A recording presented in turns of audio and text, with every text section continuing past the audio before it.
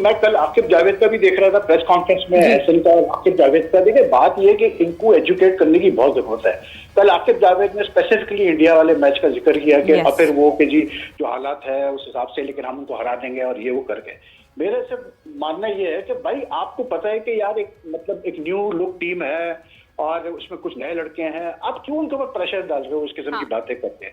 मतलब इंडिया से ही सिर्फ हमने खेलना एशिया कप में। मैं बार बार ये बात करता हूँ कि एक तो ये हमारी जहनियत जो फंस रही है आके कि बस इंडिया पाकिस्तान भाई और मुल्क ममालिक है उस टूर्नामेंट में, ऑस्ट्रेलिया है, न्यूजीलैंड है, जीतना है तो आप वो इंडिया की बात आप शुरू कर देते हैं। 92 हम 50 ओवर्स का जो वर्ल्ड कप हुआ है, जितने भी वर्ल्ड कप हुए हैं उसमें हम कभी इंडिया से नहीं जीते, ठीक है, लेकिन 92 में हम वर्ल्ड कप जीत गए। लोगों को आज भी 92 की जीत याद है ना, ये तो याद नहीं है कि इंडिया से हम हारे थे।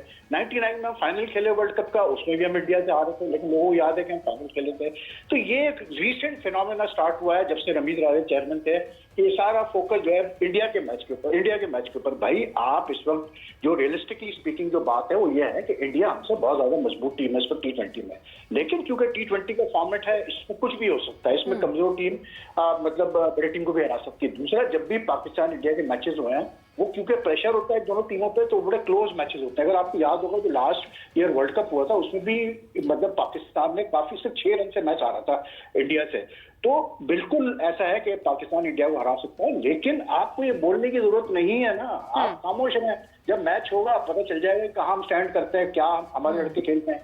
आप इस किस्म के बयान देखिए, लड़कों के ऊपर प्रेशर डाल रहे हैं आप उनके ऊपर, और पहले से आप उनके ऊपर दिमाग उनका वो कर रहे हैं कि जी बस इंडिया का मैच है, इंडिया से नहीं हारना, बाकी सब खैर है एशिया कप में। तो ये बिल्कुल एक मतलब गलत अप्रोच है। लेकिन इतना मैं जरूर कहूंगा कि जो टीम सेलेक्ट की है इन्होंने बिल्कुल सही फैसला किया है, मतलब अच्छी टीम है, इक्का दुक्का पूरे स्क्वाड से आप सेटिस्फाइड है भाई साहब? बिल्कुल मैं सेटिस्फाइड हूँ स्क्वाड से। और ये जो लोग कह रहे हैं ना कि बाबर और रिजवान को ड्रॉप का तो सवाल ही नहीं पैदा होता, इसलिए क्योंकि बाबर और रिजवान तो दिसंबर 2024 में लास्ट खेलने T20 में पाकिस्तान से, तो वो तो वैसे भी प्लान्स में नहीं थे। ये तो अभी रिसेंटली एक शोषा छोड़ा गया बाबर के मतलब सपोर्टर्स की तरफ से, कुछ फॉर्मर प्लेयर्स की तरफ से कि जी बाबर को एशिया कप में लाया जा रहा है, मतलब कोई ग्राउंड नहीं था उसका, आप किस बेसिस पे बाबर को लेके आते। लेकिन मैं इतना जरूर कहूंगा कि देखें, मैं वही उसी पे घूम फिर के आता हूँ कि इनको मीडिया से किस तरह बात करनी चाहिए, क्या बयान देना चाहिए, सबको टॉप टू बॉटम जितने लोग बोर्ड में ना, इनको बहुत एजुकेट करने की जरूरत है, ग्रूमिंग की जरूरत है। कल माइक हैसन ने भी कहा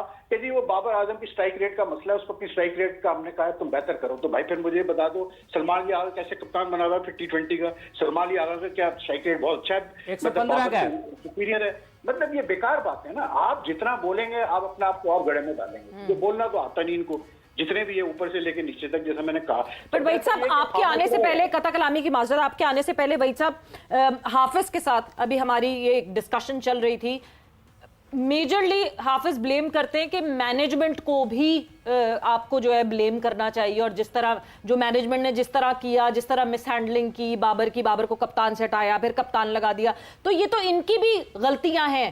तो हम प्लेयर्स को सिर्फ खाली क्यों ब्लेम करते हैं? What's your take on that? नहीं बिल्कुल इनकी गलतियां हैं, लेकिन बात यह कि जहां तक बाबर का ताल्लुक है, रिजवान का ताल्लुक है, देखें सीधी सी बात है, उनकी अपनी गलतियां हैं, बाबर की अपने कसूर है। मैं आपको अभी इतना बता दूं कि बाबर आज तक ब्लेम करता है शाहीन को कि क्यों आपने एक्सेप्ट किया, मतलब कप्तानी जब मुझे मतलब कप्तानी मुझसे ली गई थी या मैंने छोड़ दी थी, आपको भी एक्सेप्ट करनी चाहिए थी। वो रंजिश आज तक चल रही है, ठीक है ना। लेकिन बाबर ने खुद गलतियां की हैं जी, बाबर के अपने सपोर्टर्स ने बड़ा रोल प्ले किया उसको गाड़ने में, वरना वो अच्छा खासा प्लेयर है, अभी भी है, 30 साल की सिर्फ उसकी एज है, अभी अक्टूबर में 30 साल का होगा, बहुत क्रिकेट पड़ी है उसके पास, लेकिन उसको अपने आप को बिल्कुल री इन्वेंट करना पड़ेगा, डिफरेंट तरीके से सोचना पड़ेगा और अपने ईगोज को साइड पे करना पड़ेगा, अपने ईगो को, फिर जाके वो वही पुराना बाबर हम देखेंगे। रही बात नहीं, ये बट आप माइक हैसन का बयान फिर ना इग्नोर करें ना। दूसरी तरफ उन्होंने भी तो कहा कि नई खिलाड़ियों के साथ साथ जो है तजुर्बाकार खिलाड़ी हिस्सेदार है। अच्छा, वो उनका बयान नजरअंदाज ना करें, लेकिन वो जो सोच है जिस पर उन्होंने कहा कि बाबर आजम को जरूरत है कुछ ठीक करने की स्पिन के अगेंस्ट, एक सवाल है जी, जरा बताएं पाकिस्तान टीम के कप्तान समेत कौन सा बल्लेबाज है जो अगेंस्ट फास्ट बॉलिंग अच्छा है? क्या लोगों को आप बता रहे हैं? आप किसी को निकालना चाहते हैं ना, आप खड़े हों। देखिए बाबर, आप कहें आपने उसको कहा कि स्पिन अच्छी नहीं खेलता, जहां पर क्वालिटी फास्ट बॉलिंग आएगी ना, इनकी टांगे भी नहीं चलनी, ये जितने भी आपके बॉलर्स हैं, बैटर्स हैं। तो अगर आप किसी को स्पिन बॉलिंग के अगेंस्ट अच्छा ना खेलने की वजह से उजर बना रहे हैं, तो फिर लोगों को बता दें कि फास्ट बॉलिंग कौन खेलता है आपकी। आप किसी को निकालना चाहते हैं 100 बिस्मिल्लाह निकालें, किसी के ऊपर आकर दुनिया रुकती नहीं है। आपकी क्रिकेट, आपके मामलात, आपका इदारा आगे चलता है, आगे बढ़ता है। हाँ।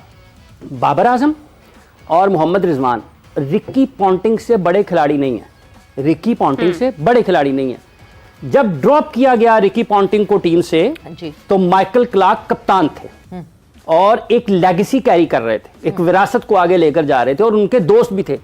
उन्होंने तो कोई उज़र पेश नहीं किया, भाई वो अच्छा नहीं खेल रहे, वो वहां पर नहीं आ सकते। हाँ। आप ये क्यों कह रहे हैं एक खिलाड़ी जिसकी 19 सेंचुरियां वनडे क्रिकेट में, जो आपकी सबसे ज्यादा रन्स बनाए हैं उसने, उसको स्पिन नहीं खेलना आता, तो फास्ट किसको खेलना आता है? उसको भी निकाल दें। अगर इस बुनियाद पर आपने किसी को निकालना है तो फिर तो एक एक करके चीजें आपको खुद से खोलना पड़ेंगी। और फिर ये कह देना कि उनको हमने बीबीएल के लिए कह दिया है, BBL is a training platform, वो प्रोफेशनल प्लेटफॉर्म है। अगर उसको किसी